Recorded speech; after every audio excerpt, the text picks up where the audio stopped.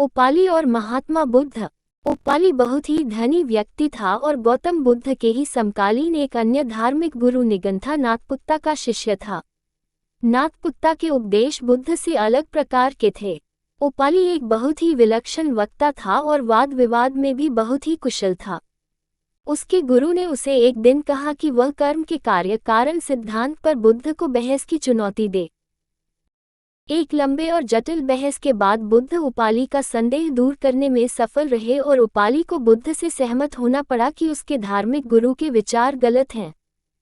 उपाली बुद्ध के उपदेशों से इतना प्रभावित हो गया कि उसने बुद्ध को तत्काल उसे अपना शिष्य बना लेने का अनुरोध किया। लेकिन उसे आश्चर्य हुआ जब बुद्ध ने उसे यह सलाह दी, प्रिय उपाली, तुम एक ख्याति प्राप्त व्यक्ति हो।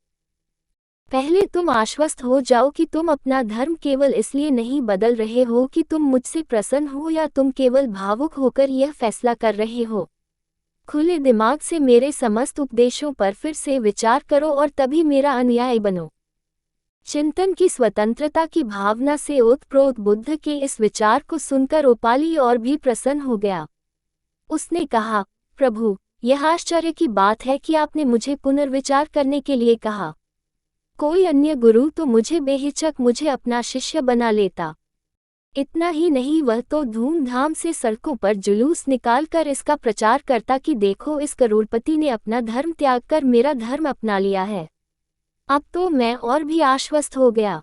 कृपया मुझे अपना अनुयायी स्वीकार करें।